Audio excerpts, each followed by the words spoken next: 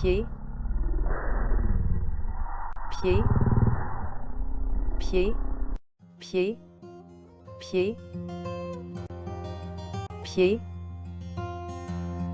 Et je n'y puis. Elle piétine à petits pas que je n'ose ignorer, je ne peux oas, j'entends ses talosas, le parquet de mon cerveau, c'est son petit talon qui me taraude bien malgré moi, c'est une fente sous son talon que je découvre contre mon gré, son petit péa pas la paume de ses pieds jusque cerveau m'entête sous les plis du parquet que j'entends jusque dans mes oreilles raffinées, c'est pas que je n'ose imaginer, culotte courante, les fesses bombées, aller chercher de quoi s'habiller en ne le criant pas, surtout pas. Je n'ose la voisine courir sur ma tête, mais non je ne puis, mais qu'y faire que je fasse sans l'entendre?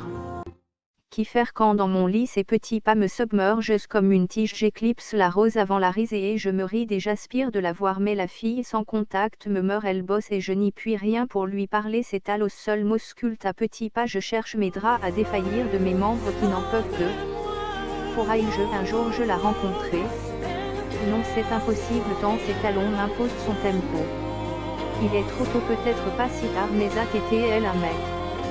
Je ne crois pas, mais ses talons m'obsèdent, c'est comme une fenêtre sur son petit cul, à condition que je glisse un peu plus en dedans.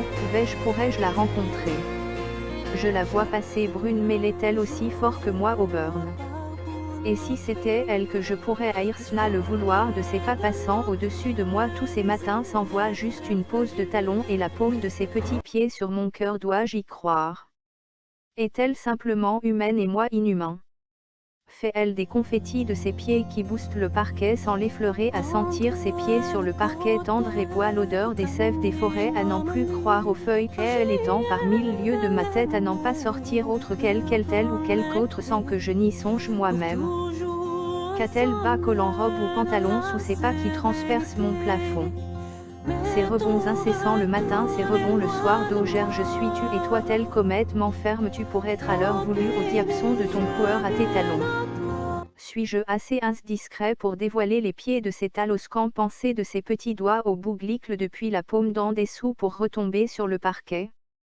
À ne pas y croire, je remonte à la surface, et si son ventre battait le parquet? Que ses seins rêches puissent tapisser le plafond d'Augère? Puis-je lui dire sans m'offenser aux fausseurs de torboyaux et d'amygdales? Qui puis-je à rien de pourrais-je le faire sans lui commander par hasard de la rencontrer? Serait-ce noble? Que lui dirais-je à ses pieds si je le pouvais, le devrais-je? Et ses petits pieds marchent sans que je sache qui est-elle, à savoir je m'en fous, je m'enfouis, je m'enfuis. Devrais-je la voir ou l'être? Ah oui, lui poster un lettre à ses pipes dans sa boîte, un truc comme ça du style j'entends vos pieds le matin, le soir et j'adore ça. Elle a l'aisance de ses petits pieds et je les croise au-dessus de ma tête, un tel bonheur est indicible, je n'en pourrais en faire un guerre, mais à peine juste rencontrer ses petits pieds qui talonnent le parquet et remonter sur une bulle d'océan, un creux indéfinissable, un truc sans voix, surtout par parler d'autre que ses pieds répondent. Une imprudence à commune mesure serait une mort sur ma langue vitupère.